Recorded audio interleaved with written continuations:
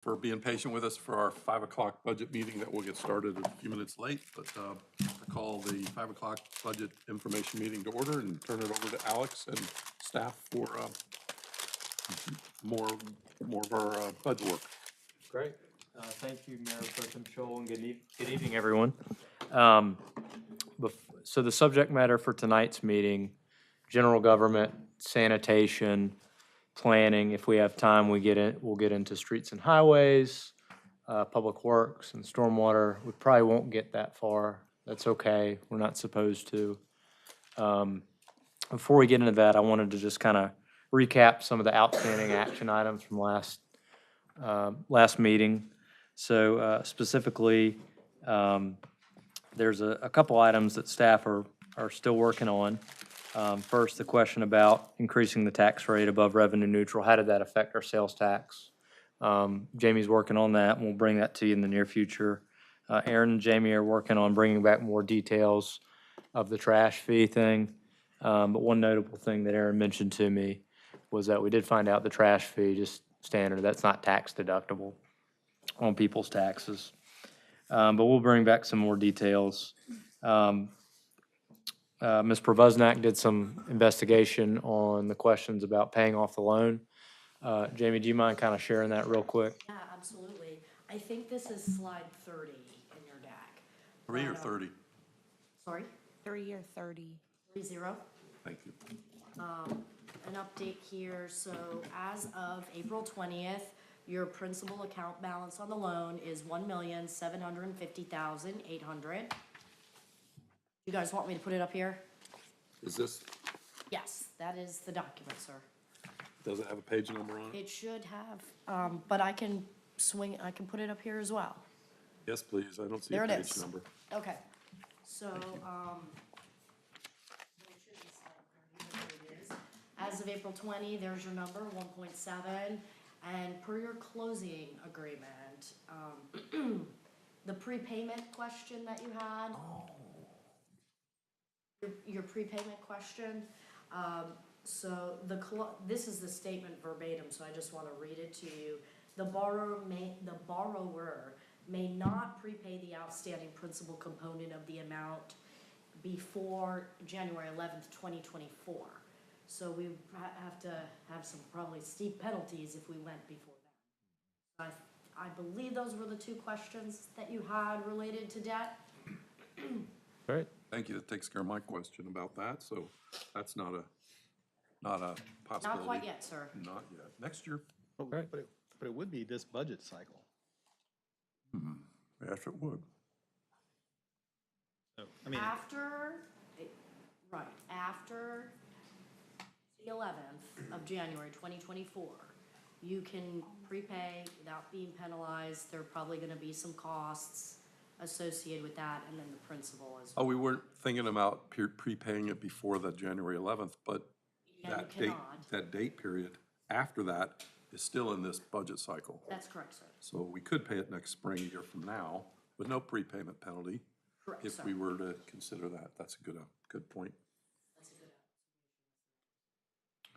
good. All right. Thank you, Jamie. And then kind of keeping on moving down here the list, you should have seen Kurt Walton's response on the stormwater question, so thank you for that.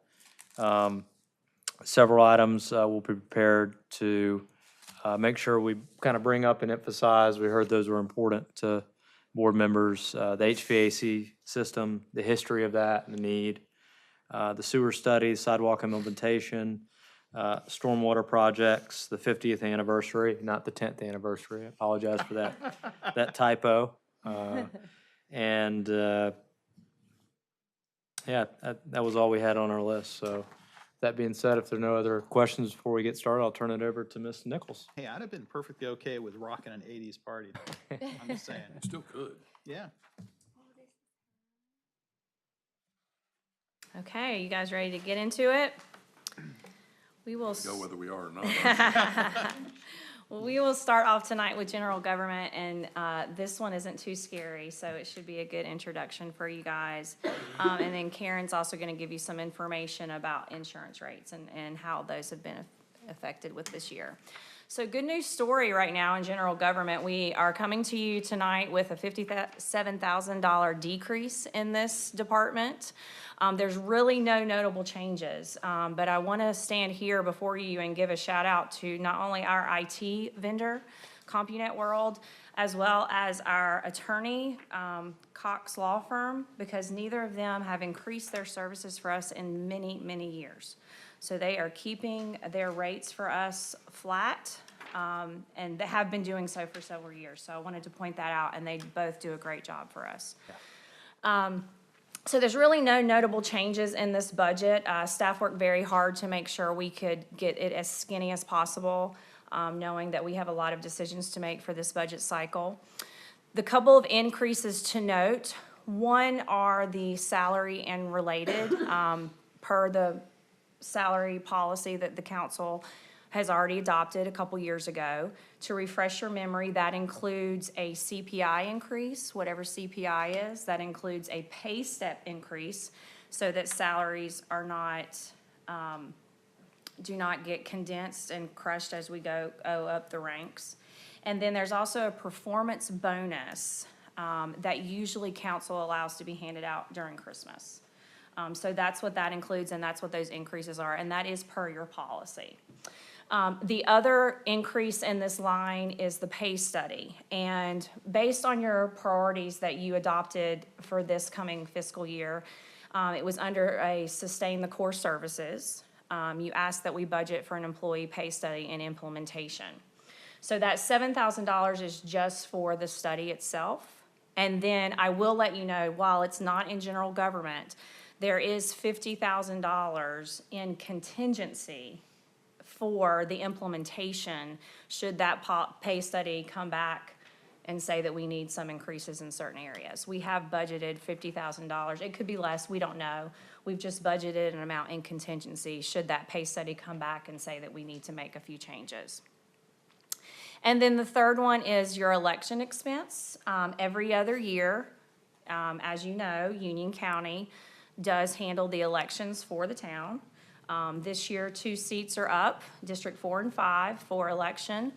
And Union County's expenses for that, they have quoted us about $15,000. So they handle all of that for us, and that's just something they pass along to us. So every other year in your budget, you have an election expense. And that's really all general government. It's pretty straightforward and easy with no notable increases. But I'm going to turn it over real quick to Ms. Reed. She's going to come to you and give you some information about insurances for this coming year. Yes? At least give us kind of some highlights on why it went down 57. We specifically have done some big cuts, making sure we are as skinny as possible. We decreased things like attorney lines a little bit because we didn't use that much. Things that we usually just had some extra in there for in case we knew this budget was going to be really tight. So we took out some of those in cases and we're a little less conservative than we usually are. We try to cut everything. We cut training and travel, and we kind of cut in some things we didn't want to, but we know that, we got to kind of tighten our belts. We didn't make anything zero, but, if there was 7,000 in training, we put it at 5,000. And we just kept doing that for every line to get as skinny as possible. Gotcha. So I'm going to let Ms. Reed come up, and she's going to talk to you about the insurance quotes that we've received. Good evening. I'll start with the health insurance. So the medical insurance has gone up 2.5%. The dental and the vision stayed the same. 2.5% equals, right now, we're paying per employee $627. It's going to go up to $643. So not even $20. Just a reminder, last year, our insurance didn't increase at all. Before we got the quotes from the league, I did reach out to an insurance broker that went out and got quotes on insurance from other insurance companies. When we got the rates back from the league, I got with him, and there wasn't another insurance company out there that could give us a price that was lower than this. I want to point out that the league is very supportive of wellness programs. They actually offer twice a year grants that we can apply for, that the town, there's no match from the town, but we use that money to start our employee gym. That has been a great benefit to our employees. Then we'll move on to property and liability and workers' comp. Now, these two, we have not gotten the final rates on these, but this is what the league says is the way everything stands right now. The increases on property and liability, we're looking at 16.75% increase. What they're saying is 8.25 is reinsurance, and 8.5 is property value inflation. We've had some small claims, but the largest claims we've had under the property and liability is the litigations we've had. On workers' comp, we're looking at 14.10% increase. Now, our mod did go up. It was at 1.09. It's at 1.32. They look at a 3-year span on workers' comp. We also have had some small claims, but we did have 2 employees that had knee surgery this year, which, caused that to go up. But I do want to say we do have a great safety committee. We have a in-house committee. We have at least one person from each department on this committee. And one of the things that the committee does is if there's an accident or anything, they look at that report to see if there's something that we need to change in-house. We also look at training to our employees to see, number one, there are certain training that they have to have, but if there's extra training that they can take to help us with this. Any questions? This does come under general government, so it's part of that 1.7. Yes. Workers' comp probably spread across every department. Yes, it is. It is. And property and liability, a lot of that is because you have the police liability that goes under the police department. Okay. Yeah. So, I mean, 20% increase, that feels like a lot. I mean, roughly how much money is that, just out of curiosity? I don't know that we, I'd say it was 11, is that what it was? I think $11,000? close to 11. Oh. Yeah. That would be helpful for future presentations, because those do seem egregious when you go up that high. Dollars would also be helpful in the context of a $10 million budget. 11,000 is nothing. We would probably spend any time on it. But. And once we get the firm rates, we'll come back and we'll give you exactly what it's going to be. Because this is just an idea from them. So we'll definitely have that for you. I will turn it back over to Ms. Nichols. And we wanted to go through all of that and talk about the pay plan and the insurance, because as you hinted on, Mr. Ayers, is that does go across every department. So you're gonna see when each department comes up in each of their slides, I mean, there's gonna be, the first line will be the salaries and health and stuff, so. We're very fortunate that our medical and vision and dental is super great, and super low rates. Do you guys have any other questions about general government?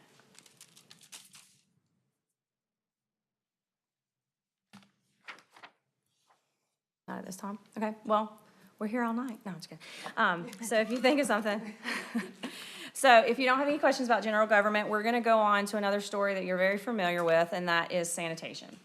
As you may recall, we came to you a few months ago to renegotiate an extension for our sanitation services for the town. We were successful in that and getting a rate that we feel very good about, given the market and given surrounding towns, so I just wanna remind you of that. We negotiated a new contract extension that includes $15.50 per household per month. It included one additional 2-year contract extension, which is actually really big, given the market these days. 2 additional bulk pickups a year for a total of 3 in this coming fiscal year. And then we also will have an annual performance bond, which is big, and gives us a little bit of a safety net there too. So those are just the highlights of our contract extension. There was more. But this particular department is going up also due to the new builds. So as you guys know, anytime a new home would come online, the town provides garbage collection, recycling, and yard waste. So what we did is I worked with Mr. Shong in planning, and any homes that could possibly come online during this fiscal year, we are including in this budget. Because if they did come online, then we would need to provide that service for them. So we don't want to have to come back to you and say, we got 10 more houses and we didn't budget enough. So this number includes any potential homes and or in some cases dumpsters, okay, because some communities have dumpsters that we provide. It includes their figures should they come online as of July 1. So we just wanted to make sure we included that in our budget. No matter when they come online, they're hitting the budget on July 1. Yes, sir. Even if they Because hit we next don't year. know exactly when they will, and so that's why how we budgeted it that way, just to So make it'll sure we be- had that net. It'll be on the conservative, very conservative That's correct, side. yes, sir. Any additional questions about sanitation department? Great rate compared to the other Yeah. folks, I'm telling you. Thanks for getting us more Yeah. bulk pickups. Good job. Good. Good job. And it with won't that. be on spring break. We don't want to know where the bodies are I'm hid. getting a new mattress, so I'm anxiously waiting. Just for context, if I do the math, 1,550 household per month, it's $186 a month, excuse me, a year. So, Per Per house, household, yes, sir, per resident, per house. yes. Yeah. Yes, So if a house is built and it costs $200,000, that's the tax value. Our tax rate is 0.186, which is coincidentally the same as the cost. What I'm saying is, a $400,000 house, $100,000 of that house's value pays for the garbage. I just thought that was interesting. So if you build a $100,000 piece of property, and that's the tax value we get, we make no money. We're just covering tax. There's no money for police, there's no money for anything else. Oh, okay. roads. Am I understanding that right? Roads? Yeah, So that's just a interesting to me that is. that a $100,000 house, we lose a ton of money. There's a number somewhere in there that we break even because it's gonna include that plus everything else. So just so we get a sense of how this works. And as Mr. Sewell mentioned at the beginning, we are looking into that solid waste as you requested during your planning conference. But it is important to note, like he said, that a solid waste fee would not be tax deductible to our residents. So just FYI. I had a question for Alex today, maybe it's in the notes somewhere, but Kurt Walton, I think at our retreat, mentioned that the biggest users of trash pickup are commercial entities. I don't know if that's true or not. And while we can't pull out a separate fee line item for this year for tax, excuse me, for trash, as a trash pickup fee, can we charge more for commercial pickups than residential? Well, this may help you. Yeah. If a business requires more or wants more than a residence, so if they want more than the one trash can and the one recycling can, they have to pay for that their own and contract their own with our trash company or whoever they want. So we don't pay for big businesses' trash or anything like that. If it's a small mom and pop that's all they need, fine. But if it's anything above that, they have to contract directly either with Waste Connections or whomever they choose. Answers that. Anything else?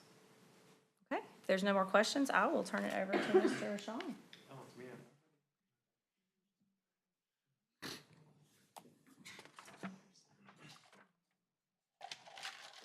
Good afternoon.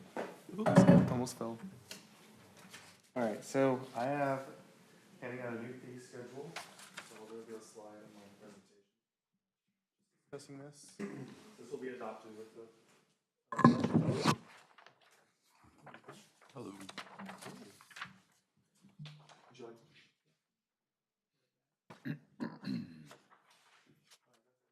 I'm kidding. All right.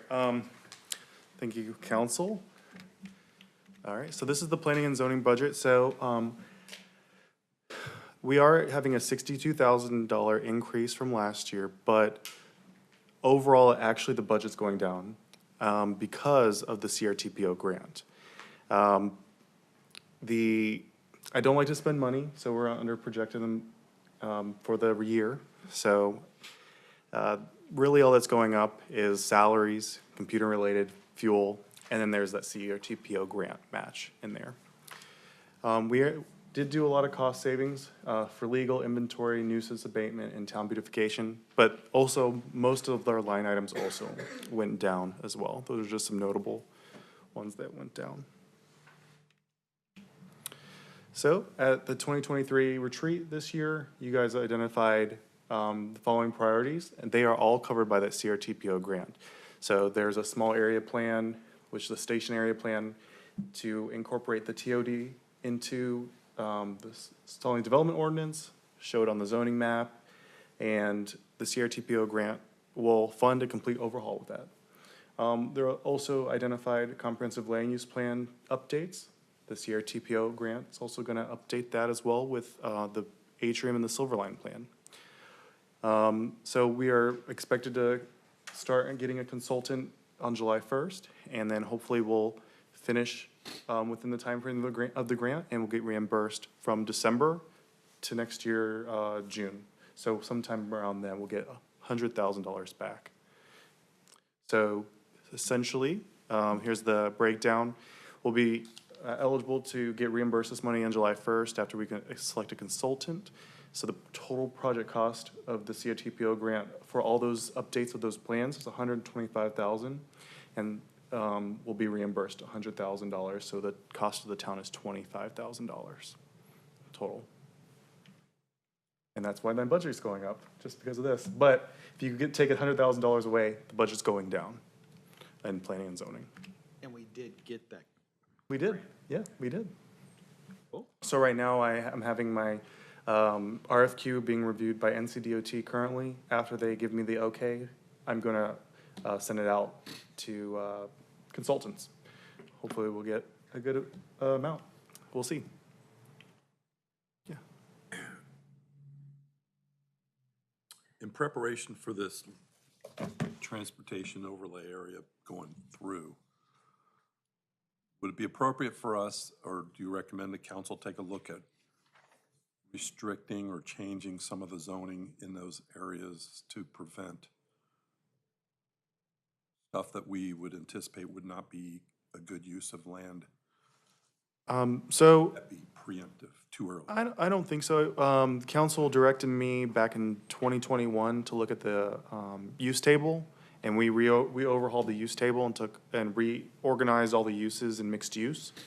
We took like all automotive uses away around that time. I don't think it would be inappropriate or bad to look through the use table, and the council direct me to kind of research that and change some uses and bring that back to council. But the TOD overlay, if you guys adopt it, will be an overlay over the mixed-use property around the 74 corridor where the Silverline's going, and they'll have different uses, a different use table for that as well. So when you adopt it, it'll override the underlying use, and you have at that point to kind of choose what uses you like. But until that happens, we get requests from projects that want to go in that aren't exactly what we would think would fit that area after it's got that overlay on it. Oh, after the overlay? Well, they want to go in now, and for example, the project that's Yeah, in front of us so- right now. so How do we right now- prevent that? I would say right now, it's gonna be difficult to prevent that. You have the use table you have, so they submitted. Did they It would submit be, yet? no, they had not submitted, but if they did, it would be pretty much impossible without going through a text amendment to go to planning board and then council. So it would take a minimum of 2 months regardless to change anything on the use table. But good news, I am bringing a mini TOD overlay to council around 2 months from now. So we can look at the uses then. Any other questions? Yeah. Okay, thank you. Okay, I was just, the next thing is the fee schedule. So I did a complete overhaul of the fee schedule. You see everything in there is like kind of red. All of the fees are going up, but, you know, all the costs for the town are going up. And really, essentially what I did is I looked at all the neighboring jurisdictions and I brought our minimum fee to their minimum fee. So I didn't go above that. So we're still competitive and it matches all the surrounding jurisdictions. Notable changes, though, is that we're adding some resubmittal fees that we didn't have before. We have added a separate engineering and stormwater fees, so those fees can now go into stormwater. And then we're just increasing rezoning fees, so like general rezoning, conditional zonings. I especially wanted to do it for conditional zonings, so I do think we're gonna get an uptick of those. Any questions on the fee schedule? I know it's a lot of information on that handout. Sean, would you say the kind of fees that were increased, would they be primarily covered by developers or just kind of your average resident? I would say 99% would be developers. There could be an occasional resident that wants to build or rezone their property, but more likely than not, it's always a developer. This fee schedule part of the budget process or a separate item? It will be adopted with the budget. And if you have any changes to the fee schedule, have any questions, feel free to do so. Let Alex know, and we'll answer any questions you have. And this is my last slide. So this is just planning 5 years and beyond. So I don't have too many things on here, but we have the CRTPO grant next fiscal year that I put $25,000 because that's going to be the cost to the town overall. We are going to be looking at a new code enforcement vehicle the fiscal year after that. It'll be at 100,000 miles, and we usually get new vehicles at 100,000 miles. We've had it since 2016, but he drives all day, you know. And then in 2026, I have a new comprehensive land use plan there. Our comprehensive land use plan will be 10 years old at that point. State statute requires us to keep our comprehensive land use plan up to date. And 2026 is 10 years from then, so since it was last adopted. Any questions? That's it for me. Brad or Stephen? Go ahead, man. I was gonna ask, this is good. I see the fees, are the red ones All new. new fees?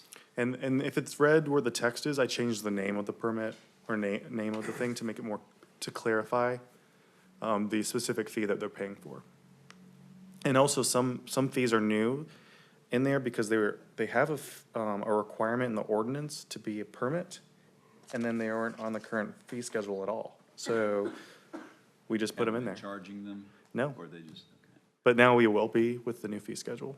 And some things are in the ordinance, so if you have any specific questions about those, I can For answer. instance, I heard you say sometimes they're red because you change the names and red because they're new. Like the special use permit request quasi-judicial, is that a new fee or is that just? So we actually did not have a fee for that. So, but that is something that was in the ordinance, and it's been, we have not received any permits for those. But if we were, I wanted to make sure that we had a fee for those.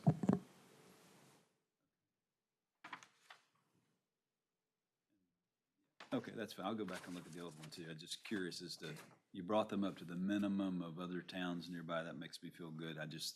It's hard to know from what it was to what it is. And Yeah, and I can send you an old fee schedule. we can do that, just so we can put our eyes on it. I don't want to micromanage that. I think you probably done a really good job, so I was just curious. I know it's a lot of red, but I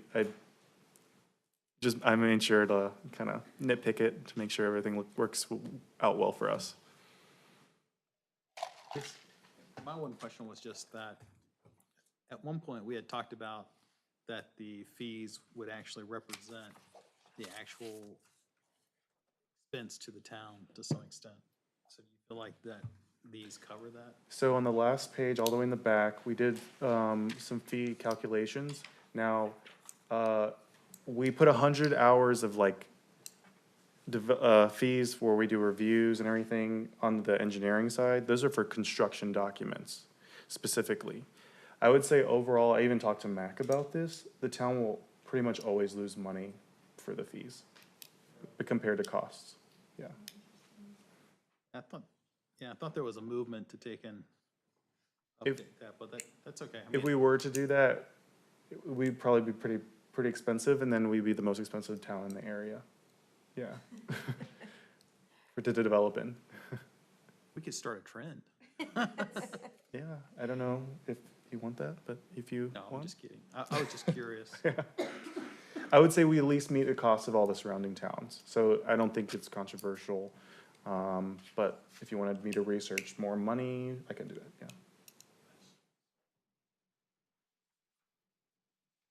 Any other questions about my budget, CRTPO grant or anything? All right, thank you. Thank you. Yeah.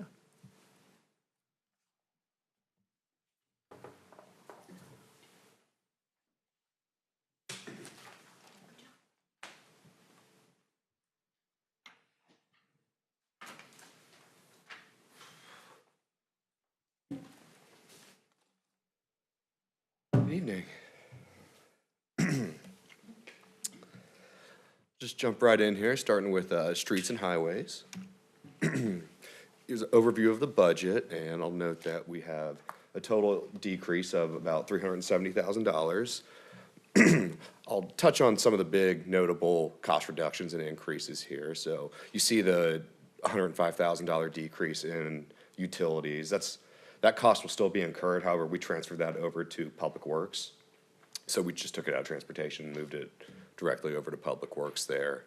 That other big cost reduction in that gateway signage, that, excuse me, those were ARPA equivalent funds that council previously decided earlier this year to not go ahead and move forward with. So essentially, we're saying we're not gonna do that next fiscal year, and we'll postpone that and push that down the road for a later decision. Some of the larger increases, notable increases here are salaries and wages. In this fiscal year, I came on board, so we do have a full-time engineer now. And then ultimately, that sidewalk study is another notable increase. And the origin of that sidewalk study is in 2021, council adopted a sidewalk policy that states we have to inspect and inventory all of our sidewalk infrastructure throughout town. And so that $50,000 that we're planning for will give us a comprehensive sidewalk assessment that'll look at tripping hazards, ADA compliance, any major cracking, excuse me, and then it'll ultimately give us some remediation methods for that. So within streets and highways, we've got Powell Bill. And just as a reminder, Powell Bill is the state program where they give local municipalities, local governments, funding for maintaining their roadway infrastructure. That's a fixed number. It is subject to increase as you take on roads and additional mileage and take on additional population, but it's a fractional increase, it's a marginal increase. So to jump into the budget overview, I'd like to start with some of the resurfacing goals that were discussed around this time last year. And ultimately, it was discussed that maintaining a PCI value, and that's pavement condition index, which is a rating from 0 to 100, 100 being the best, of our roadway infrastructure. And it was established by council to maintain a minimum of a 70 PCI value for our average PCI value for all of our roadway infrastructure.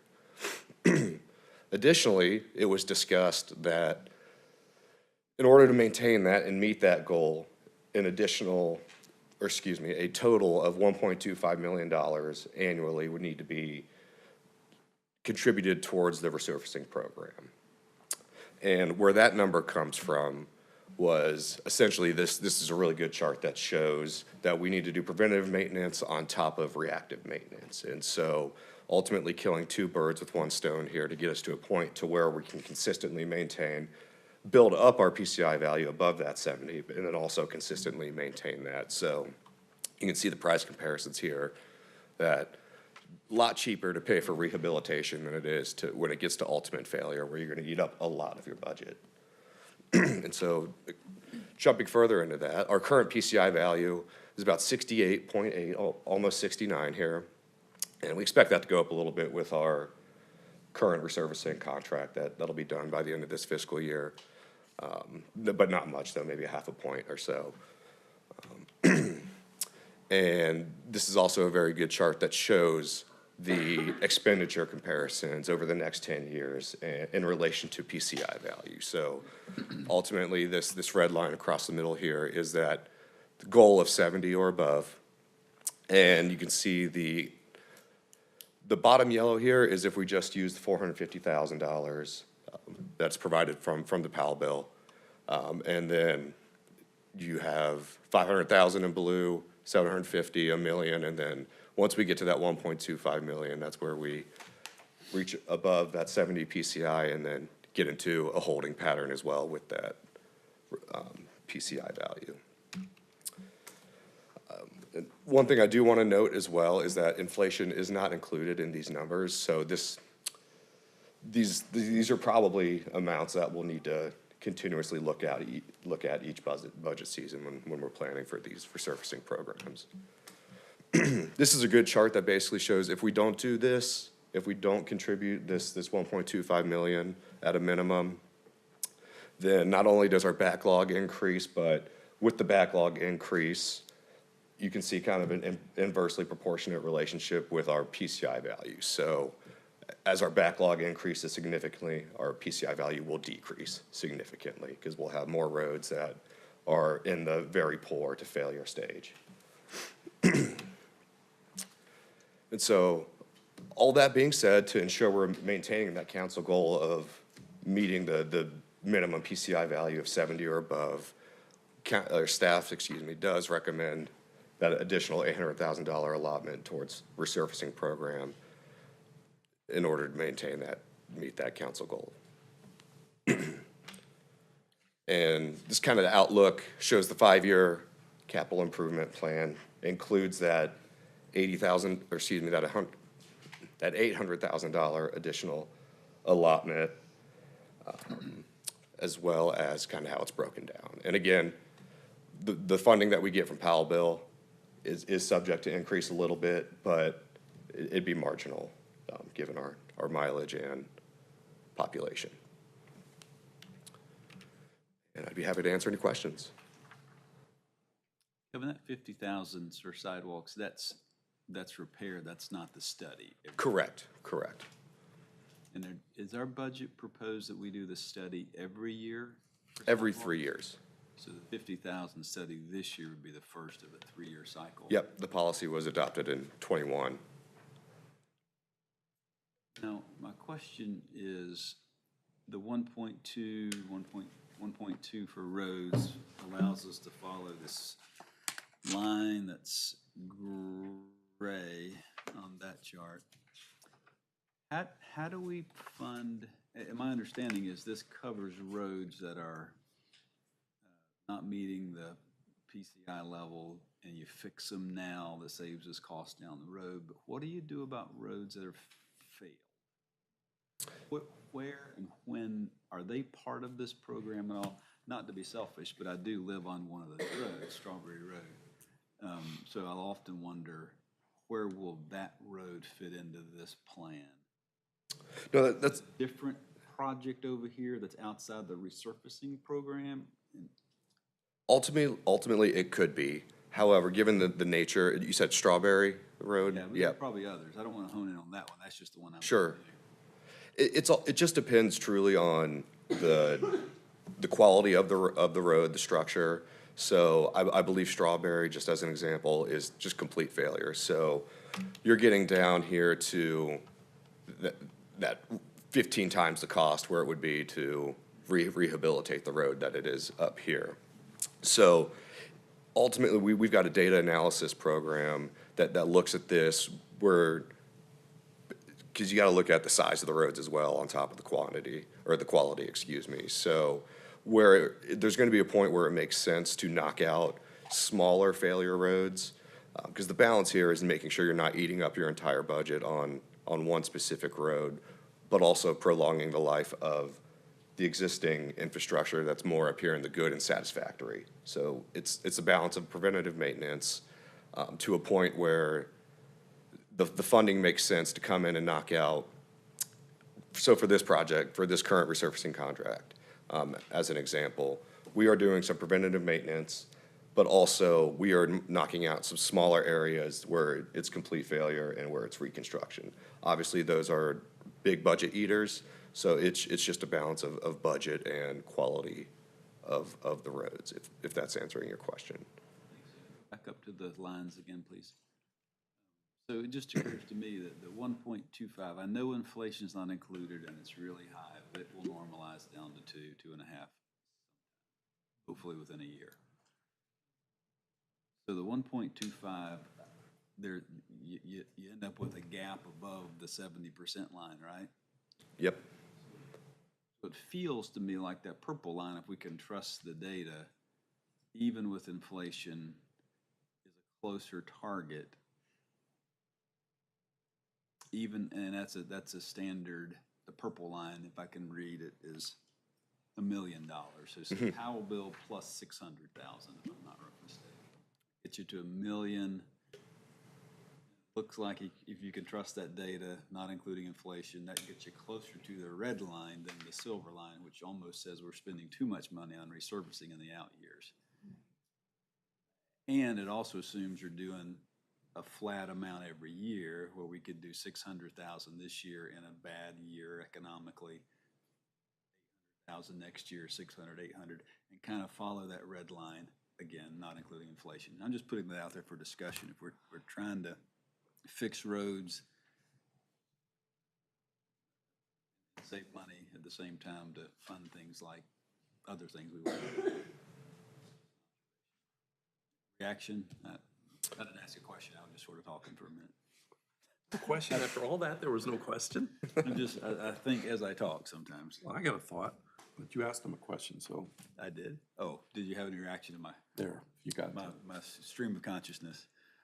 No, I do see your point, and just one thing to note with this is, with this resurfacing contract that's currently in process, compared to a patching project that we did earlier this fiscal year, the asphalt unit price for asphalt doubled. So that's not reflected in these numbers, so I do just want to point that out, Okay, yeah. which kind of falls in line with the inflationary aspect. The of last thing I'd things. say before y'all move on is I would really love to understand the in this next fiscal year, given the 800,000, what are those roads that are in line? Helpful for us all to know, I think. Yeah, we could certainly come back to that. And how well did we adhere to that this past year? Did we accomplish everything that we were supposed to? Did the weather keep us out, or contractor, or did the doubling of asphalt drop some projects off? What does the backlog look like, and what gets done last year, what got done last year, what will get done next year?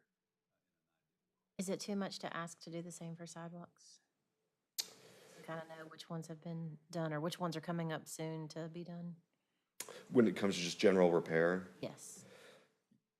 I don't think so.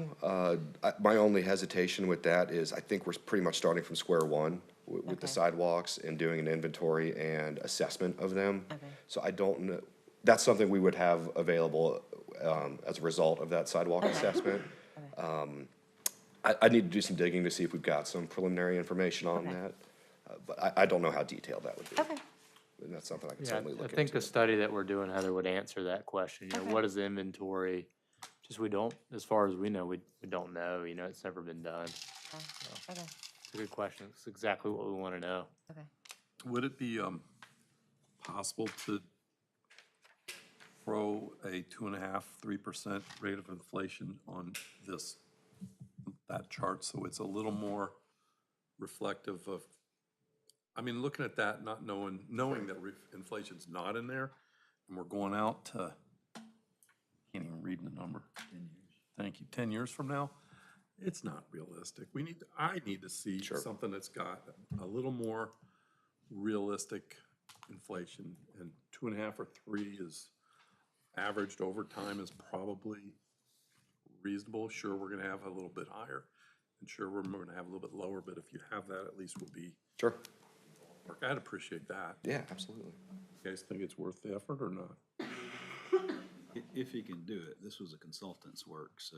We can do it. This is part of the software system. Oh. It should be. Yep. In fact, I asked Kevin to include the inflation not included.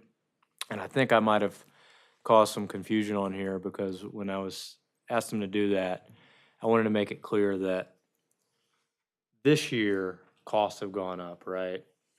But if I recall correctly, and we'll double check this to make sure correct, I believe the trends we develop have some sort of inflationary increase already built in. But that's just something we need to look. So that's my fault there. I'm not looking to get Causing. anybody blame. I just wanna see Oh, yeah. a little more realistic, and you could dig in, and if it has it included, tell us what it is, so we can, gauge whether, but today's dollars 10 years from now is Yeah. not gonna be a valid number at all. Just had a real quick question. I think we talked about this last meeting, but have we just started the repaving for this year?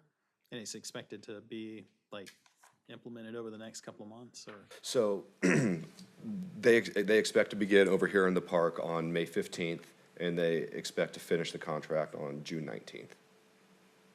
And just out of curiosity, kind of what Brad asked for, do we have the same for the contract that's coming up? Which roads are going to be touched as part of that? So future contracts, is it like forecasting, am I understanding that question correctly? So we had a list of roads that were going to be touched this year over that span of that month, right? So do you have that list of roads available to us? I don't have that list on me now. I can certainly Yeah, yeah. I pass it mean, along. I'm just curious of this year's contract, what it covered. I know we probably had that, but. You know what, that's what I asked, that's what I was getting at. So what got done this year as opposed to what we're expecting and what's on the schedule for next coming year? Okay, so I thought the software should generate this list of scores and priorities. We had a list. well, I think we do, but I'll be bad and say I probably would take Like me a lot Vicky more. Lane and Greenbrier Can't were quite put your finger on the list. Did they get Yeah, done? that's, Yeah, so what we'll do is we'll They get will y'all be a getting list. done. Okay, so they're not done yet. Not done, correct. Probably the Okay. most But common like question we this get asked all the time is year? when's that road? Okay. Yes, it is in this contract, yes. Okay. Why is that one getting done and mine's not? Because you need the number to Just tell how them. bad does a road have to be? I know you were talking about like they changed the requirements of like, right? How much cement or let me bring up some roads that were bombed during the Gulf War. It's a little off topic, but That's a good question. I mean, that's a, I mean, Taylor is- just how bad do they have to get before they make the list? I mean, cause you're to hear Brad talk about Like this all the time. They're- Unpatchable, Yeah. Unpatchable? unpatchable would be. Essentially, yeah. When it becomes, the areas become, the subgrade becomes just too deficient over X amount of feet. I don't know what that is off the top of my head. But there gets to a point to where you need to just rip out the entire subgrade and essentially reconstruct the road as a whole. And we usually see that around the 30 and below mark. Do you have a list of how many roads we have that fall in that? We do, that's something we can put together. That's something that software we Love that use. we're also interested in. I mean, some of the roads, you do, that's exactly right. You take We'll and- volunteer with you. You take and drive over them and it's like, this one's not on the list? I mean, It's a good point. It's also counterintuitive, right? And it was tough for me to get this to sink into my thick skull when we were first talking about this, because the way we had done it, right, is the worst roads go first, right? Yeah, that's what I thought. Yeah. But then we started looking at it and we were like, the way we're doing it, it's not cost efficient, right? We're spending more money in the long run and getting less of a quality of a road because instead of if you're doing all the ones that are in terrible condition, right? Then, That 30%. then you're wiping out your budget and you're losing the opportunity to spend $1 here to really extend that life. So it's tough. You get into like these tough situations where you've got these roads and they're like in poor condition. And they have to wait longer than they would before. But in the long term, you're spending the public money more efficiently, more cost effective. But that's still tough sometimes in the year to year when you have those roads that are in such poor condition. And we try to, we're not saying ignore them forever. They're in it. And maybe if we can show you a list and just walk you through it a little bit more, it'll become a little bit more clear how it works. Is there a general formula that you use? Like, we want, for example, 60% of our budget we want at the dollar rate versus 40% at the $9 to $15 rate. I mean, is there kind of a calculation there that would say, this is the best spend for the money given how much we're going to spend this year? Ultimately, yes. Short answer is yes, it does analyze that, and that's how we compile our resurfacing contracts, or that's how we compiled this one, at least. And I think that kind of touches back onto my explanation behind Brad's original question, that you're really looking at when does it make sense? If we can completely reconstruct, if we can spend money to reconstruct smaller areas while also rehabilitating X amount of areas, prolonging the lives of those roads, while also building our PCI value back up, it does look at that holistically, yes. Pretty neat software. I mean, the answer is you're effectively letting the software determine based on the segments and the condition. Mm-hmm. And, okay. Check and say no, yes. Yeah, what we try to kind of make sure, we could go even longer without doing some of these complete reconstructions. We just like to kind of push those up a little bit more, but generally, ultimately, the bottom line of how we approach this is what is the most cost-efficient strategy for the long term. But we do push up some reconstruction a little bit quicker than it would be otherwise. And the reason we do that is just because it's tough and it's unsatisfactory sometimes to tell people like, hey, Mr. Richardson, if you're telling your neighbor, right, who lives on Strawberry Road, yes, this is the worst road in town, we're going to do something else first, right? It doesn't seem satisfactory. So we do try to move it up while still adhering to the general, hey, this is the most cost-efficient way to approach this. So it's a balancing act.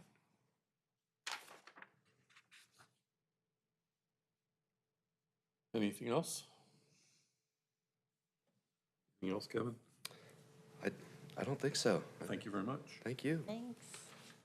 I don't know if y'all are done with me yet. It's one of three, so. Trilogy. It's the trilogy. So next one I'd like to talk to you all about would be Public Works. And to start, I'd like to discuss the council priorities that were discussed and established during the annual retreat. And in short, this slide essentially says we've got two areas that we'd like to look into making downtown nodes, similar to the Matthews, similar to some areas that Charlotte's got. And we know that sewer capacity is the underlying issue on advancing in that direction. And so, that being said, pursuing sewer capacity alternatives was and is a council priority at this time. And so looking at the budget overview, excuse me, looking at the budget overview, we've got about a $120,000 decrease total. I'll touch on, again, some of the larger notable reductions and increases in expenditures. That big cost reduction you see there was, we had ARPA, it was ARPA funding, correct, equivalent funding, thank you. And I may need to ask Alex to jump in here and touch on the history of this one, Yeah. Oh, thanks, please, Mr. yes. Parker. So that was one of the questions we had is like, why wasn't it in there? We've talked about it in the past. And the history on this, it's somewhat humorous in the sense that when we were originally got the ARPA funds, we were faced with a problem, and it was a good problem to have, that I'd never seen in my 10 years as a town manager, probably will never see again, is we had more money than we had projects. And why is that a problem? Why don't you just put it in the bank? We'll save it. You can't do that. They said you've got to have a plan for it by 2024, which is just coming right around the bend. So what we did with staff is we tried to say, all right, what projects can we come up with? Can we be proactive? Can we get ahead? And the town hall HVAC system, I believe that building was built around 2007. Ms. Reed, Ms. Nichols, they can tell you when it was originally put in, it was undersized to begin with, and it's just a poor situation, a poor system. It's more of a residential system. It's obviously a commercial building, so we think it was undersized. That's why it's had problems for years. And so the cost that was included in there that the council, when we talked about it with y'all before, it was the HVAC system, but it was also some things that were nice to have but weren't needs. Things like UV filtration systems, if you've seen those, if you heard about those, things that are great, especially that were maybe more relevant when the pandemic was more prominent at the time, and were better than the alternative of giving the money back to Washington, right? So as we looked at it this time, our Public Works Department has evaluated, we think we can get another year out of the HVAC system before we kind of replace it entirely. And we also need to take the time to actually do the design so we know exactly what we need to do to make it right. And at the same time, we thought if we pushed it off, it could be a good alignment of circumstances. So that's kind of the history on it. Because of my recent, just something to look at is that apparently there's a new type of requirements coming for 2026, and they'll be they're going to change the refrigerant again, and that refrigerant will be a low PSI like the original back in the 80s, 90s, and one of the reasons why AC units go bad quicker now is because it's a higher PSI. So with this propane-based PSI is basically back down to 80s and 90 level. So that's supposed to hit in 2026. So those units might be more expensive, but they may last a lot longer. So something to consider.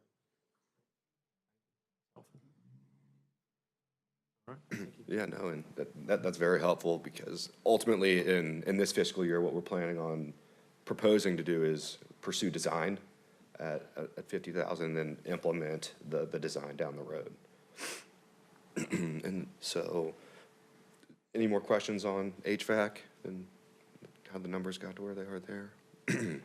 So I can jump into the cost increases here and proposed expenditures. And we've got additional $10,000 for buildings and grounds and just aging contingency, essentially, unforeseen issues that might arise from the grounds and the buildings getting older. I may need to refer to Erin here on the substation screening. She's got a lot of the history on that. Some of you, I don't, David, you may have been the only one on here, but back when Mr. Woods was here, the council requested that the substation be screened with different logoed banners. Those banners are actually quite expensive and they do not last in the elements and they rip. And they're what? And They're ugly. Yeah. I concur. And the council had requested at that time that they be seasonal. So we had one kind of for each season. So, we thought it might be best to put in this budget your typical substation screening, which are usually consists of the slats that go in between the Webbing. chain link. Yeah. Yeah, and so, Mr. Parker has basically quoted the amount that that approximately would be for those type slat screening. But it still would need to be approved from Union Power since it is their substation. So that's where that cost is significantly less than the other banner type screenings. And it would just be more of a commercial type screening that you're used to seeing in chain link. I know a lot of the places are putting up, Falling down and just. Ugly. Is that part of our budget process? Like, there's nothing up there now, and I haven't seen anything in a long time. The substation screening line that you see, the 6K, That'll be then, but we're not gonna spend any more money, are we? Not unless Not unless y'all you- want yeah. to go that route. We wanted to use this as an opportunity to bring it Oh, up. well. Just because it'd be, was it 40,000, I think, Yeah. to, Like a 2-year life. If that, sometimes they blew right off. Anyhow, They were never up. I think it's a good idea to move to something a little more permanent. Can make a request that we at least maybe color scheme it to match our town logo. I think that's mean, something we it'll could cost a- definitely, yeah, we could look into. And again, a lot of this is contingent on Union Power. Yeah, if they say They're sure, go pretty, for it. restrictive onto what you can do on that screening. For instance, the reason the banners were the way they were to begin with is because they're not allowed to go up the entire length of the fence for whatever reason. There's certain parameters that the power company makes us abide by, so there are different things. But, I think they do come in different colors, so if we wanted it, the logo color, one of the town colors, we could do that. okay, because of the incident where some of the equipment was shot out, a lot of the power companies are installing, say this out loud, but bulletproof shielding around their places. Case in point, down here on Monroe Road, I mean, is it possible that they would want to take that fence down and put something up that's more protective? Yeah, I mean, that's certainly a conversation we'll have with Union Power. And of course, that particular substation is, I mean, in your face on the intersection. Like, it is not even like off the road, as you guys know. It's just like Yeah, right there at the Surprised that it's- lane, yeah. So, maybe when Mr. Parker starts having specific conversations with Union Power, they may say, sorry, we're putting up something else. So we don't know. We'll go from Okay. there. When do you plan on having this conversation? I didn't have any immediate plans. I haven't yet reached out to them. But I can certainly expedite that if, I don't think we're in a rush, are we? I just didn't know if it was like, No. if it was on the books. I've not yet inquired about it, yep.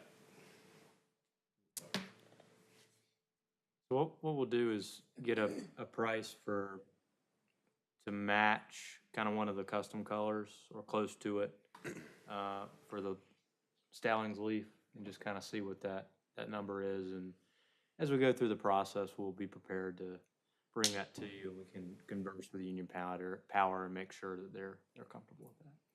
Have a conversation with them about whether they plan to make any security changes that would make our efforts moot. just know that some of the bigger stations, they have put up basically you can't see through it. It's basically hard fencing, so I'm kind of curious. With that one, I mean, if a runaway car would come by there, it seems like it would take out some expensive equipment. I'm kind of surprised.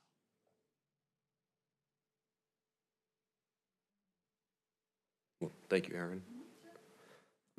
And so I'll continue on here, and next you can see that utilities transfer over from transportation included in there. Now, it was 105 in transportation, but I believe Max touched on it, or Aaron touched on it when she was talking about additional homes we expect to come in and additional roadways to be accepted into our infrastructure. So we added $15,000 more dollars to bump that up to $120,000 to plan for those future roadways to be accepted. And lastly, but not least, we see some increases in outside services, but with the landscaping, we've got the increase for the bypass, that beautification, making sure that looks good, and the maintenance surrounding that. We've seen some increases in supporting services, and ultimately, the sewer capacity study that was a council priority established in the annual retreat. And with that sewer capacity study, we expect it to be pretty comprehensive, so it puts us in the best opportunity to really give us great guidance on directions and even potential plans as well. We really want the feasibility assessed, so we're in the best light to make a decision. And per council's request previously, I think it was a couple months ago, you all asked us to kind of expedite that process, and we do have an RFQ out for that sewer capacity study, and it's been advertised, it was advertised at the beginning of April, and we expect those to come in. Well, the deadline for submissions is the end of this week, so we are making progress in that regard. Gonna make some noise here, my apologies. So just an outline of our supporting services here. Really, the main increase is that our sprinkler system, it's a requirement by law that every 5 years you have to have it extensively examined. So that involves video cameraing throughout the lines, and that was an additional $3,000 that was added to that inspection. And then ultimately, this is our 5-year capital improvement plan. The big takeaways here are obviously the HVAC that we discussed. We're adding some deferred maintenance continuously throughout the next 5 years. The substation fence slats are in there. And then this kind of plays into stormwater a little bit, but an additional vehicle for public works. We would like to kind of throw that in there for potentially next year, depending on how our stormwater program plays out. And that's all for Public Works. I can take any questions.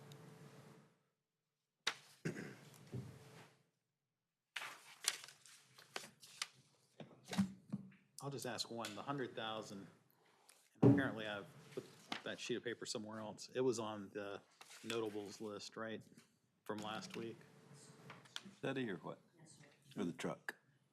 Which 100? Which 100? The 100,000 for the sewer capacity study. Correct. It was on the Correct. list? Yes, sir. Okay. So it's quote-unquote part of the 800 that we're paying for from, Come from reserves.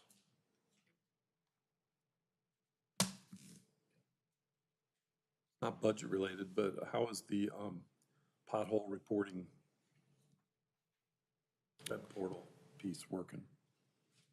So assuming that's iWorks, and I'm not sure. Or is that? We've had some NCDOT? turnover with Public Works. Brian, who was the previous supervisor, so we've kind of been in a transitionary period with that. I'm not sure if I have much to add on that. I can certainly look into that. I know iWorks, we've been mainly using it for permitting, right, Max? Yeah. Well, then I'll just tell you, instead of trying to figure that out, that the massive potholes at 3P are big again. Okay. And I just went through that portal. Thank you. They're big enough to get people fired up. They've been complaining lately. Rightfully so. I drove by it yesterday or whenever, yesterday, and I'm like, holy moly, a car could get lost down there. they're actually hedgerows that's where we're gonna start having battles across the, man. They're deep. They're Okay, you get the picture. Thank you. Yeah. Oh, heck, you're not done. No, not quite. So we're at a point where you know, we could stop here, we could continue to rock out with the stormwater fund, and make progress. It's the board's prerogative. Since we started a little late, I'm fine with finishing this, UK. Let her go on, Kevin. Yeah, absolutely. So jumping into stormwater and keep the pattern here, I'll start with some of the council priorities, council goals, and some staff initiatives here. So main priority here that was discussed in that annual retreat was, you know, sustaining our core services, but within that, looking at our stormwater fee and analyzing, implementing a more equitable, tiered stormwater fee schedule that's based off impervious surface area. Previous goal that was established in 2016 was to maintain $1 million in our stormwater reserve funds. Again, that doesn't account for inflation, so wanted to make note of that there as well. And then touching on some staff initiatives here, because staff believes that we've got a good opportunity to reduce long-term costs by investing in our public works department and taking on some of our stormwater repairs and maintenance projects in-house, doing those in-house.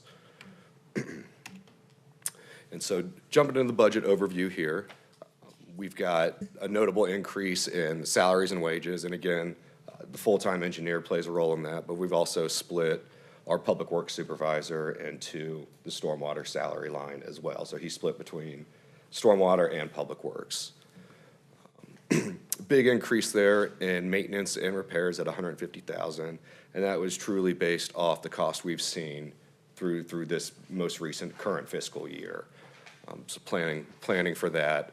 We've got additional outside services that would be for that impervious surface study, but also that MS4 program management and assistance.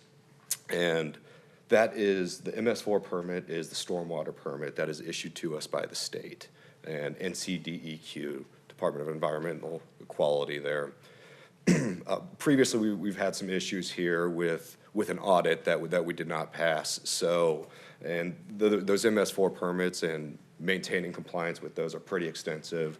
Just as an example, we've got a kind of relate it back to the sidewalk assessment that we're starting from square one in that we don't have inventory of our sidewalks. Same thing with our stormwater infrastructure. We're starting from square one there. We need to inventory that, assess it, and that's all a part of that MS4 permit and maintaining in compliance with that. So we threw some funding in there for assistance with that program as we try and work through that. And then I think I mentioned in the previous slide about investing in our public works department, and that's where this skid steer and attachments come from. The skid steer is basically just a mini bulldozer, but those are very, very key pieces of equipment that perform the very final grading that really gets the stormwater conveyance where it needs to go. So those are the last buttoning up pieces that are used for these stormwater maintenance and repair projects. Yes, sir? When we look at major items like this and the other big truck on the last budget piece, do we look at partnering with, while we're in WUMA and we're in Quad, do we look at partnering up with one of the other towns and seeing if there's, I mean, I can't imagine we would put that thing to use 100% of the time, 100% of the time. Is it possible to split this up with another small town entity that might also be interested in having one, 30%, 40%, whatever it works out to, and figure out how to jointly acquire some large items that neither town would necessarily need full-time? Sure. We have not looked into that. You raise a very good point, and that's a good opportunity there to do some digging into. There are options to lease equipment as well, things like that. I'm not necessarily thinking that we need to, I guess we need to look at all the options. Sure. Ownership versus lease versus partnering up with Wesley Chapel or Weddington or, one of the other smaller towns not too far away, even Indian Trail. Although I can see them, their department's probably quite a bit larger. Yeah. But it'd be something I think we talked about this a couple of years ago when some big items were coming up, and we thought, actually, we turned them down. I don't want to necessarily turn them down, but I want to make sure we have covered some options for, Sure. I'd rather see us, I don't want to see a big piece of equipment sitting idle. It's only, worth that $100,000 when it's being put to good use all Right. the time. Right. So keep that in mind, please, and Yeah, if you absolutely. can. Curious, I'm curious about the fee side of this, not so much the, what David talked about, though that's important, and maybe a Jamie or Aaron or Alex question.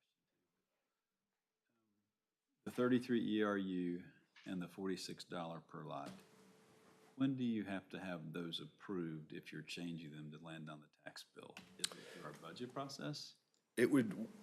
It does, not necessarily within, You're headed there to this next slide? Yeah. Oh, keep going. no, we got a few slides in between, but Oh, okay. ultimately June 1st is when we would need to notify the county to make that change on, So my thinking about stormwater changed when, at the retreat, we learned that you could use a portion of stormwater fees for road improvements that are drainage related. Go back to the example of Strawberry Road, again, not being self-serving, but that's the only example I know of a street that's in failure that won't be included. When that road is rebuilt, obviously you're gonna do drainage facilities in that road. I would assume that's part of building, reconstructing a road. What I learned through the retreat, and I don't think any of us knew, is that we may be able to use stormwater funds for road improvements. So it just makes me curious then about how do we right-size our stormwater fund equitably between commercial and residential? We already want to increase based on impervious area, and I can tell you, and you would know, that all of the industrial uses, the warehouse uses, the commercial uses in town have asphalt paving, large roof structures. And it feels like, even though we're raising the rate 67 from whatever it was on the, what was it, 39 or something? 33 to 67, that's doubling it? so this would be 33, we'd be raising it by 67 to 100. So the total annual cost total annual cost would be 100. Okay. This would be an annual increase of $67. So the annual increase for residential would be $40 on top of the On top of the 46. So it'd be, in total, it'd be 46.25 per residential and 100 per ERU. Sorry for the So my confusion there. question today, and again, we're running short on time, but at the same time, every year matters when you're talking about short budgets and increasing stormwater problems. We have a lot of stormwater issues, as we know. My thinking was, in addition, or rather than hiring a consultant to do an aerial survey of all the impervious area, which is fantastic, I guess, but could we not, existing staff resources, take a look at every large roof in our town? We know where they are. I can find them with an aerial. Do some rough calculations and do a little bit more sophisticated commercial assessment of stormwater. That may not make sense, but as an example, I love Union West Business Park. If you guys are listening to this later, the three of you that would ever, I think it's valuable, but their roof space dumps a lot of stormwater into our system.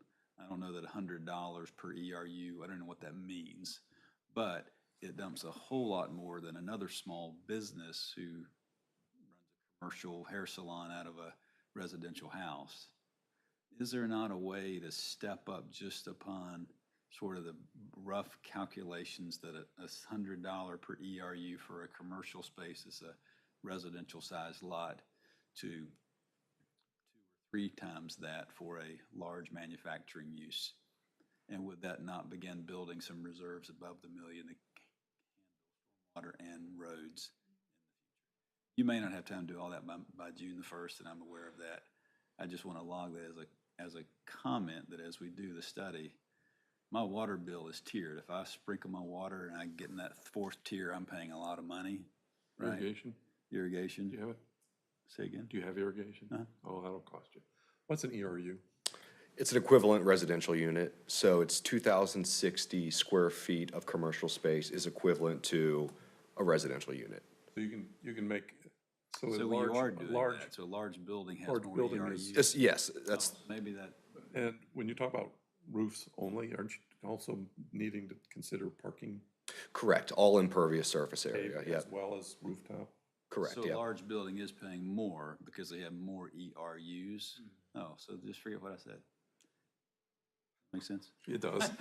Retract that from the recording, that's gonna be long anyway. That's the, When you said you didn't know what it was, I was like, well, that might help. Explain that. thank you. Thank you, Mayor. On that note, though, I was take- just setting Steve up for this. no, I mean, just based off of your calculations here, you feel like that would put us where we need to be at, based off of, Yep. Based, it would meet this current proposed budget of 1.21, I believe. Yes. okay. And then next fiscal year, we would plan to come back with a more structured tiered system that would look at levels of impervious surface area. So Brad, to your point, That will mainly be residential, is what it sounds like then, because there is no tiering in residential. Since small, Yes, right. we have sort of a escalation in square footage for commercial properties, but we don't have it for homes. Sorry for wasting You're your gonna bring time. this forward before the budget, separate of the budget because of the date? if, I'm not sure if it can be adopted with the budget. Well, the budget would probably be adopted in later June, so. We probably, what I would Since it suggest, says it needs to be Yeah. done before June 1st. Yeah. This budget could be, but probably will be the first meeting in June. This sounds like it needs to be brought out separate from Yes, sir, it'd be, the budget. we've got on our schedule, we have a point for kind of final decisions in May. And so I do anticipate, if the board is willing to make a decision then, that we should be able to make a decision and get it to the county with more than enough time. Again, it'd just be take a decision for the board to kind of commit to doing that, no matter what happens in the budget, whenever it's approved in June. All right, sounds good.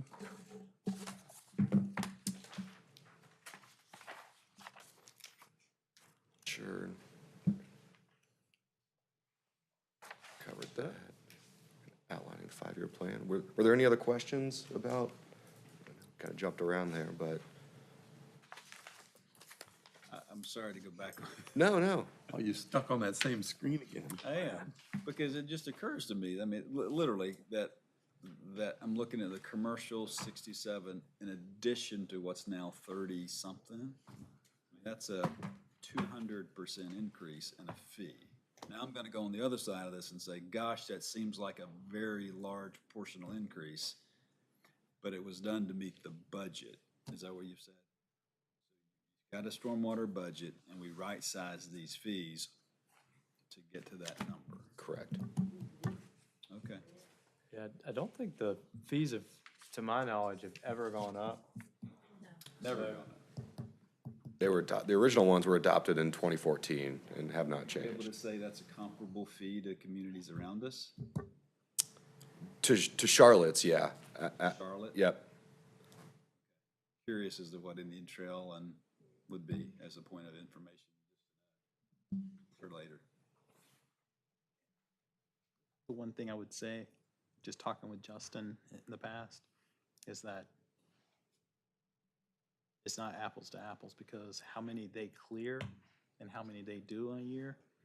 Like at one time, I think Justin said that Indian Trail caps how many they actually do in a year. Do what projects? Yeah, Oh, okay. so. Yeah, and I'm not saying we need to follow their lead, but yeah, that's, I take that, yeah, that's Yeah, fine. just, he said it's not apples to apples, so, Okay. you know.